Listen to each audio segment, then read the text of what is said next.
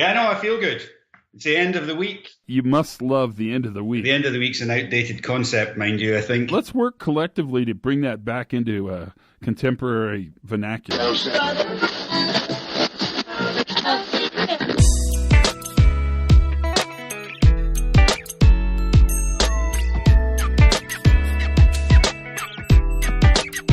Hi, everybody, and welcome to the Pre-Accident Podcast. I am your host for today's podcast. My name is Todd Conklin. Let me get the microphone all set up just right. Hello, check. Can you read me? Can you see me? Can you hear me? Can you love me? Okay, I think it's working well. That seems good. Everything's groovy here. I think you're really going to like today's podcast. I'm kind of excited about it for you. It's like a little surprise, and I always know what's in the box. It's like giving presents. I know what's in the box, and I'm really curious to see what you think when you open it and see how your reaction is and see if you like it as much as I think you're going to like it, but I think you're going to like it. Today's podcast is really interesting. I don't know if you know this guy. If not, you should. He's the director of HSE for the European hub for a company called Lang O'Rourke, and his name is John Green. And he's, how can I put this?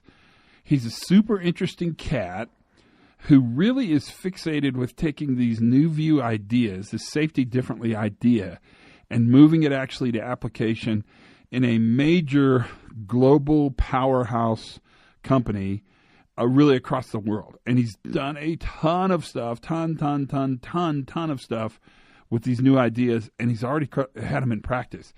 In fact, what's interesting is he started these new ideas in Australia when he was in Australia working with part of his organization, and has now sort of been able to kind of thread them throughout the globe. And so he's got kind of a test pilot bed that he watches, and he can predict what will happen in other organizations across the globe while it's actually happening. So, I mean, that's a great, it's just a great, plus he's Scottish. So the accent alone is worth hours of listening to honestly, you won't be able to put your radio down or stop driving your car. Oh, you know what you may have?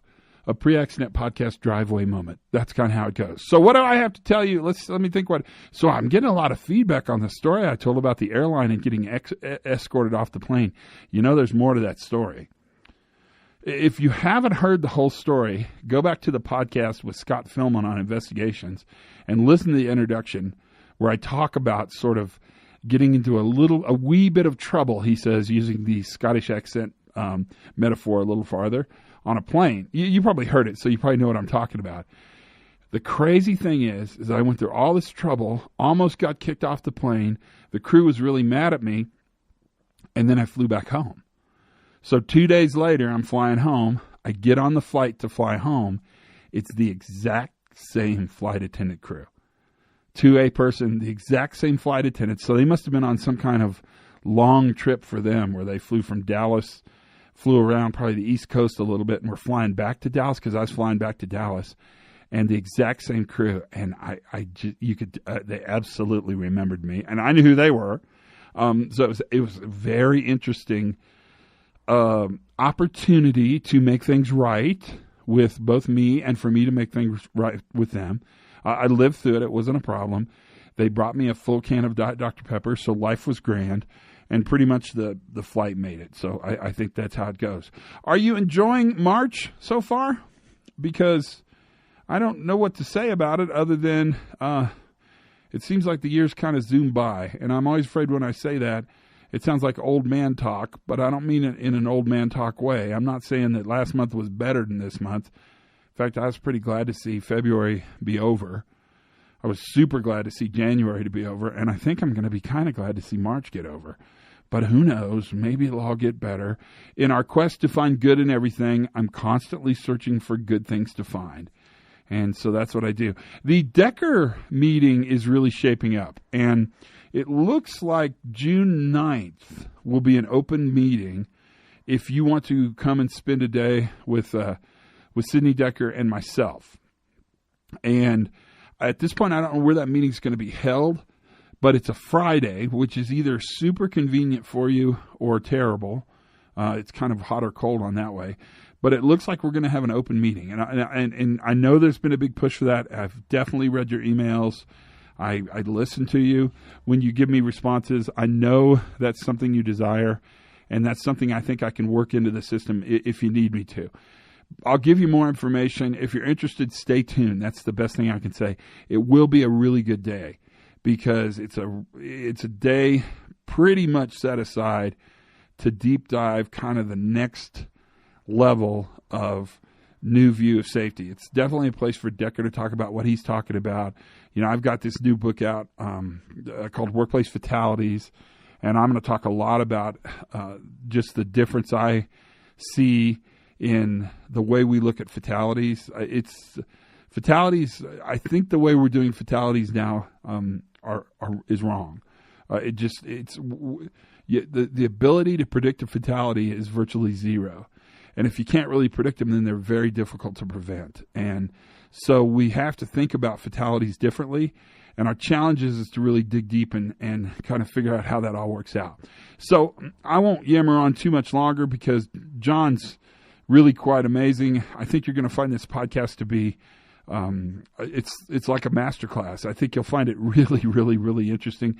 It was very fun to record. So without much further ado, will you sit back and relax, enjoy the Pre-Accident Podcast, because we sure enjoy having you on board. Thanks for listening. It means a lot. This is John Green on Safety Differently.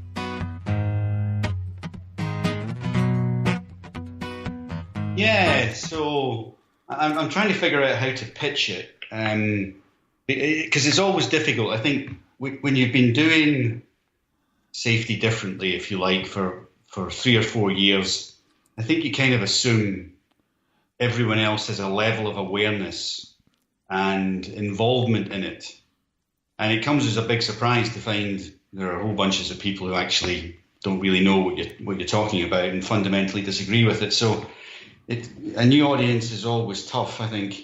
And I think you bring up a good point. It's something I have to try to remember that we've been thinking about this for a long time, and what sort of comes naturally to us is not a natural position for other organizations or people in those organizations. Yeah, and your presentations kind of mature, don't they? Yeah. So the more you're doing them, you introduce concepts that have developed from presentations and thoughts you had a year ago, but other people haven't necessarily moved on in that way. And you constantly have to bring yourself back to, so where were you when you first heard this, or where were you when you developed this? And that's really where you have to be for a bunch of people. So I'm trying to gauge what this audience is going to be like, and make sure I make the most of it. How much of that do you do in real time, just by looking out at the people you're talking to and kind of thinking, wow? Quite a lot. And I listen to the other presentations and try and gauge the responses that people have to those. So, if you get a bunch of, sometimes if you get a bunch of traditional people up there and you get a lot of nodding, then I'm actually tempted to be even more outrageous than I would normally be. Oh, that's just the Scotsman in you right there, my friend. Well, I think that's the Scotsman in me, and possibly an unnecessary amount of exposure to Decker. So how'd you get started on this journey? So I was asked to go to Australia. We had bought an Australian business about 8 years ago, and it wasn't really performing the way that we wanted it to perform in a number of different areas, not just safety, but operations and commercially. It just wasn't cutting it. And so there were a bunch of us who were asked to go over to Australia and really do what we'd done in Europe for the last 5 years, from 2008 to 2013 or whatever. And in the belief that we would bring the performance of the Australian business into line with the European business, having done what we'd done here. And that was about more clarity around traditional stuff, clarity around accountabilities, a safety management system that was proceduralized, rules, better engineering controls, all the traditional stuff. And the business responded in exactly the same way as the business in Europe responded. We saw tumbling accident rates, and we actually saw the Australian business become the best performer as far as safety is concerned, if you believe safety performance is measured by accident rates. And we kind of thought, so what happens now we're here? We're better. We're the better performance in the group. We're better than Europe. What happens now? And it's not very often you get a chance to gaze into your own future. It's a fairly unique opportunity, and we were able to do that because, of course, Europe had been doing what we had been doing, but for 2 years longer.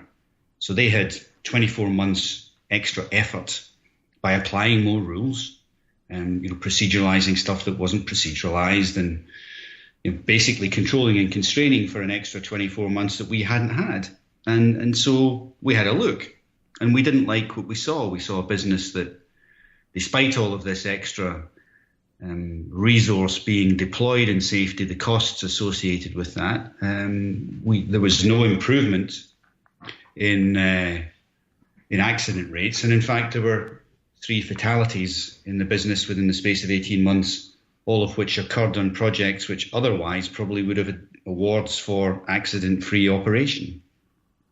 So we didn't like the idea of that and decided that we probably wanted to do something different. And that's how it all kicked off. Wow. That's remarkable. And so what happened next? I mean, where'd you go from there? I kind of think that's your presentation for Denmark right there. That story's compelling. Well, that's what we call it. That's really cool that you said that, because that's what we call it. We call it our compelling case for change. Why would we want to change from anything? Well, because it had worked for us, but it wasn't working anymore. And the question, of course, is, well, if that's what you want to move away from, what do you want to move to? And it's really, the whole thing is just about fate and luck and being in the same time as other people. I knew Decker was in Brisbane when I was in Brisbane, so I contacted him and said, look, it'd be really cool if we got together and started to talk about perhaps how we can weaponize your academic theory. How can we turn it into stuff that businesses can use? I mean, it's great on paper, but the big question people have is, but what can I do with it? So there were a bunch of us got together in Melbourne, and I think we started off with about 40 people, all discussing about, how could we do safety differently with a small s and a small d. And by the end of the day, there were about 5 of us left. Everyone else's patience had run out. I was going to say, there were five of us left. Did they storm out, or did you kick them out? There were a bit of, we had trade unionists there who their patience ran out. There were lawyers there, and a lot of them saw their margins being eroded by this very different way of, this dangerously revolutionary way of thinking about things. And we ended up with 5 people at the end of it, names who are very familiar. So there was myself, Decker was there, Daniel Hamadal, Kelvin Genn, and a couple of others on the periphery. And when we decided that, we were going to give this a go, we were going to come up with another way. We would come up with a change for safety, an alternative vision of safety that would allow us to look at safety rather than simply the management of deficits, which I think is where traditionally it is. We would look to safety to be something different, and it would be the positive force that it was when I actually joined safety about 40 years ago. It was a positive force. It was about success. It was about businesses making decisions that involved, proper risk management. It was about contributing to those decisions, and it was about everyone going home safely every day. So it was very much a kind of return to the kind of ethical stance of safety that I had joined in the 1970s.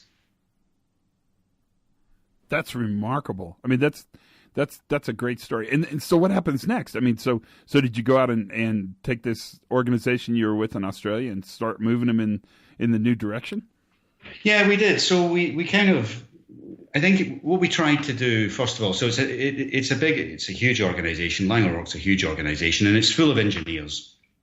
And engineers they're the second worst group to try and convince that they need to move away from something that's linear, Newtonian cause and effect. The worst group to try and persuade about doing this are safety people. So strangely enough, it's true.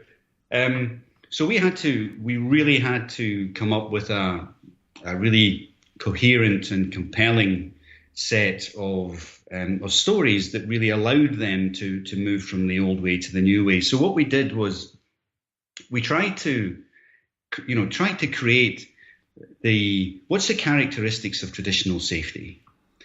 So if safety was to be a person, how would you describe it? What height would it be? What colour were its eyes? How would you characterise safety? And we came up with a number of things.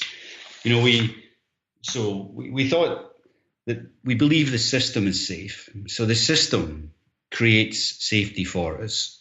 And, if only the dumbasses that work for us would follow the rules that we give them, and everything would be fine. And so that's a characteristic, I think, of the traditional way of doing safety, that safety is the absence of something. It's not about stuff you have. It's about stuff you don't want. So when we talk about safety with accidents and risks and hazards and all these sorts of stuff, we're actually not talking about safety. We're talking about unsafety. We're talking about the opposite of safety. But we kind of have this vision that if we control all of these things and don't have accidents, then we've created safety somehow. And we had to break that belief that safety was about bad stuff not happening. And we did that by, referring back to our European business where we'd had the fatalities. And there was no warning that these fatalities were coming. Certainly not by looking at traditional safety measures. There wasn't a cluster of accidents or a cluster of near misses that would attract safety attention and draw you to those projects and cause you to examine how work was being done. There was nothing. There was no warning. And in fact, in my 40 years of safety, I don't think I've ever had anyone say to me following a fatality, we were expecting that. It always comes as a surprise on a project that doesn't deserve it because the guys are really committed to safety. So, theoretically, we're taught one thing, and I think our life experience is very different. So we break down that dangerous assumption with them, and we start to knock at the notion of compliance being mandatory, that compliance is all important. And we start to try and pick away at some of the fears that they've got of the cost of non-compliance. So everyone worries about the cost of non-compliance. My bigger worry is, what is the cost of unnecessary compliance? What are the rules that we follow we don't need to follow? Where are the procedural constraints that are causing us to spend money and deploy resources that actually no longer apply to us? How much performance drag does our system create that actually we don't need to have anymore? So, what's the cost of unnecessary compliance? And then I think at the very end of all of this, the characteristic of safety is, how do we change people? How do we get them to behave the way that we want them to behave? So that kind of is one side of the equation. It's not a very appetizing description of safety. It's kind of like a job description for a traditional safety person, and it's a pretty depressing one. So if that's what you want to move from, where do you want to move to? And we said that, well, the system provides you a framework within which people create safety. So people are not your biggest risk in an organization. In fact, people receive, manage, and somehow get through all of the different and competing values that the organization throws at it. So the commitment to safety, the commitment to efficiency, the commitment to productivity, all of these things, our people manage on a daily basis to juggle all of these different values and yet be successful. Our incident rate is something like 3 in a million at the moment. If we're to do safety traditionally, we have to wait 330,000 hours before anything happens, apparently, that we can learn from. It just seems an absolute nonsense. So we think of people as being the solution, that they're innovative, they adapt, and they come up with some amazing fixes despite all of the clutter that the organization throws at them. And that rather than change people, we should be trying to figure out how we support people to be successful, because only people can adapt, can respond to change, The system can't. The system is written down. It's fixed. It can't respond to change quickly enough. And that's the alternative.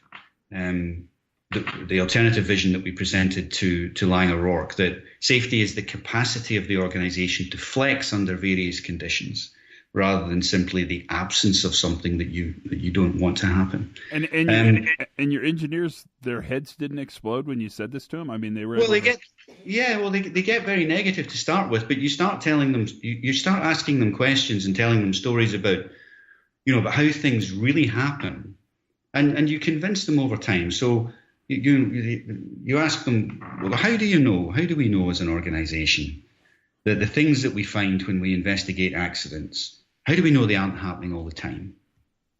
What we consider to be the unique aspects of an unwanted outcome. How do we know that they're not happening all the time? How do we know the procedure that isn't followed, or the toolbox talk that isn't delivered, or the method statement which isn't updated, that we attribute to being causal in an accident? How do we know they aren't happening all the time? Well, the answer is, you don't, unless you look at normal work. Unless you examine normal work, you have no idea how messy normal work is and how difficult it is for our people to be successful. So you shift their gaze there, and you start to tell them stories about how nonsensical some of our current approaches are. Now, I think it's important to say that we're not saying you simply dismiss everything that we've done for the last 30 or 40 years, because that's not the case. And I wouldn't want to fall into the trap, and I think we have to be careful of not falling into the trap that we accuse others of creating, and that is, of binary thinking.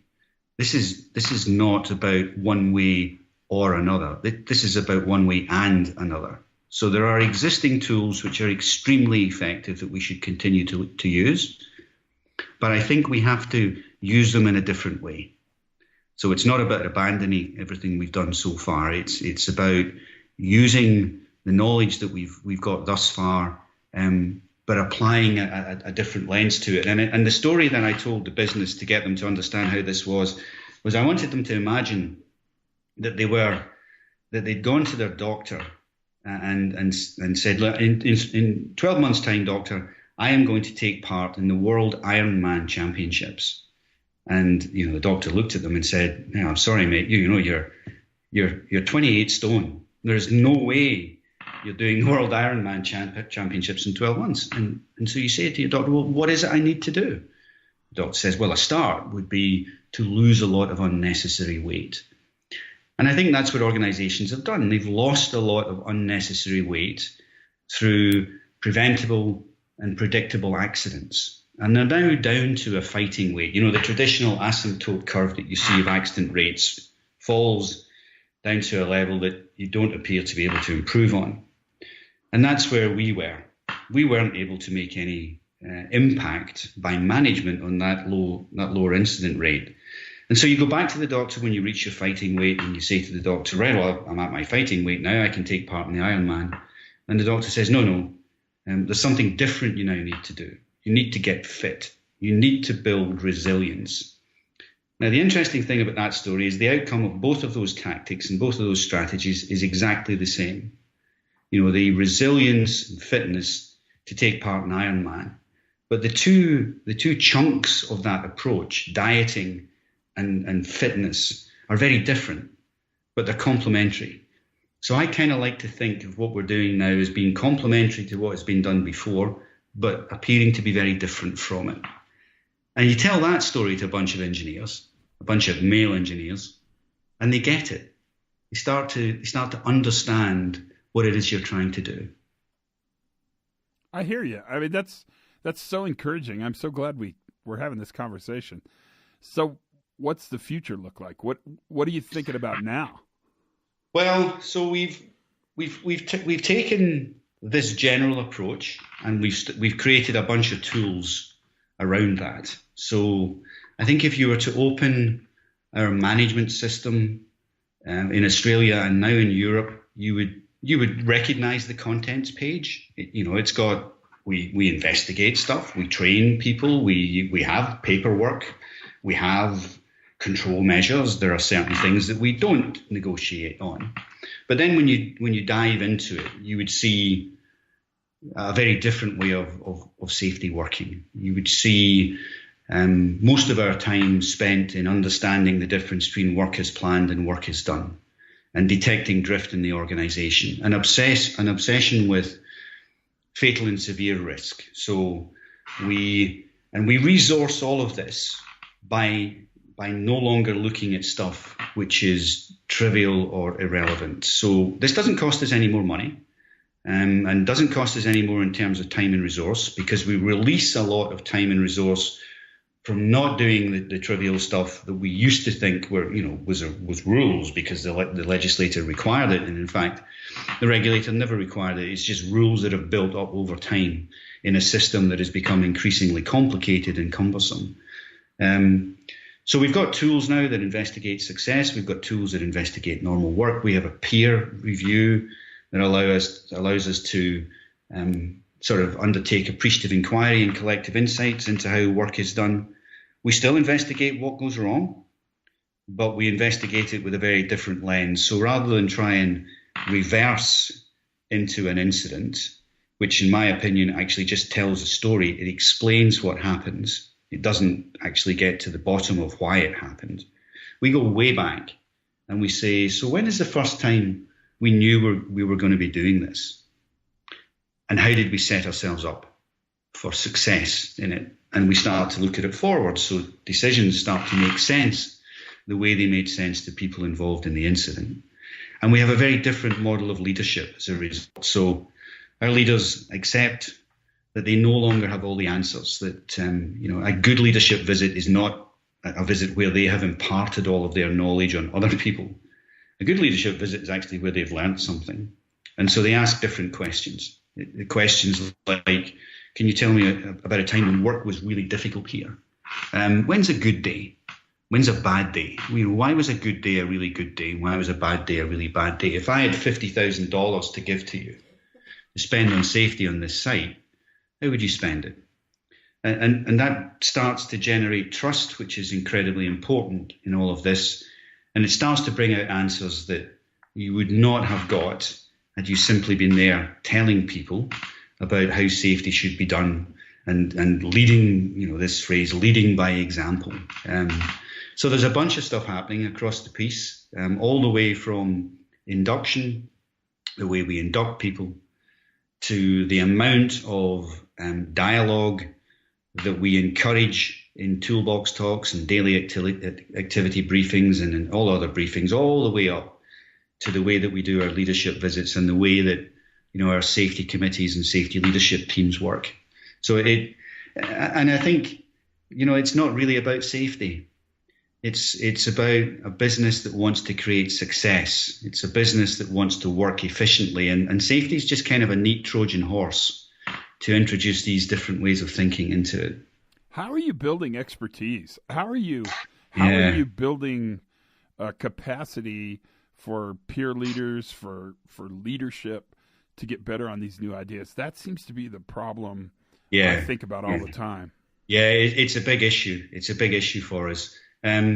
So there are a number of different ways that we're doing it, and a number of different groups we're doing it with.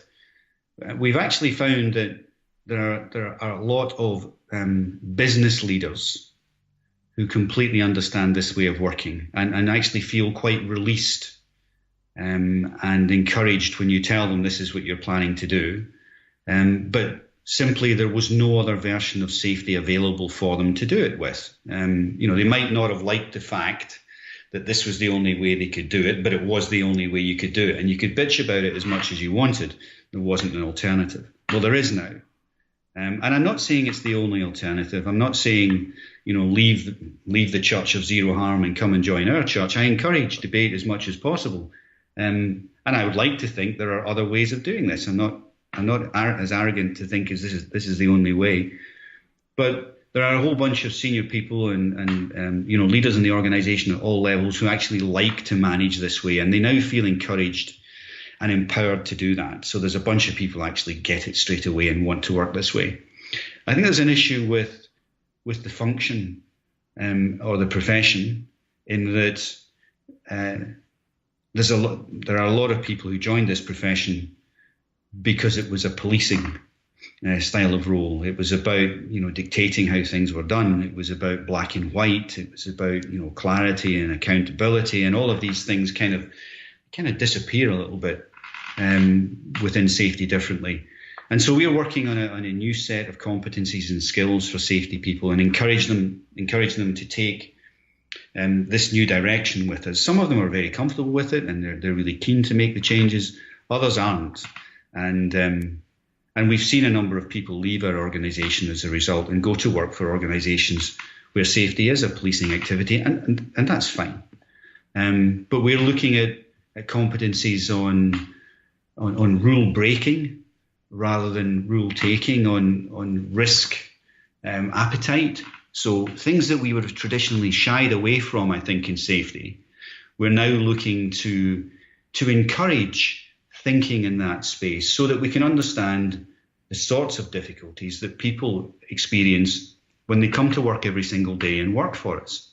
The individuals who build our buildings and complete our infrastructure projects, they have a difficulty in managing risk every single day because of the difficulties we throw in front of them, and yet they achieve success, millions of times without us really being interested about it. We need to understand how they do that. Simply criticizing them when things go wrong, is no longer good enough. We need to understand how people generate success, and that requires our safety people to have a different mindset around the creation and adaptation of rules and the way that risk is viewed in an organization. So we're tackling it at all levels. We're trying to create the right raw material by working with the educational establishments and the professional institutes, try and get them to look differently at it as well, because there is no doubt we're still churning out far too many people who see safety as a black and white, and don't see safety, I think, as part of or as an outcome of a successful organization. But it's a huge problem. You're absolutely right. I'm proud of you guys. I'm super proud of you. It's pretty tough sometimes. I can't even tell you how glad I am that we had this conversation. Can we do it again? I think you have anytime, mate. Anytime. I think you may have more to say. I could be wrong, but it feels like there's more in there. Well, it would be good. It certainly would be good to come back and talk about things like metrics once we've nailed those down, and how we're getting on with it, because it still is very much in its infancy, I think. We've been doing it for about 2.5 years in Oz this way, and just over a year and a half now in the UK. There are still some parts of our business untouched by it, but it's encouraging to see the number of clients and peer groups who are very interested in this. So I think an awful lot of the time we get told, well, you can't do this because such and such won't be interested. Clients won't be interested. You'll scare them away. Actually, I haven't found any single person that I've talked to not interested in this. They might be a little bit daunted by it, but they're interested. Yeah, I agree. Thanks for your time today, man. Good luck. Pleasure, Todd. Pleasure. Let's do this again soon. You want to? More than happy. All right. Look forward to it. Thank you, John. Take it easy, mate. See you later, brother. Bye-bye. That was John Green. What'd you think? Told you. I told you. I'm not a liar. I'll fudge it a little, but I'm not a liar. Now, doesn't John have a lot of good things to say? There's a lot of content in that podcast, a lot of content, and it's worth listening to over and over again. That's one you might want to share. I mean, that's one to think about a lot. He pretty much lays it out there, and that's just the beginning of the conversations we'll have. Look for more, because I guarantee you'll see more, because they're worth having. So that's the podcast. I hope you get what you need for sure. Have as much fun as you possibly can. Subscribe. Tell your friends. That makes a huge difference. It really does. Thanks for being here. And for goodness sakes, be safe.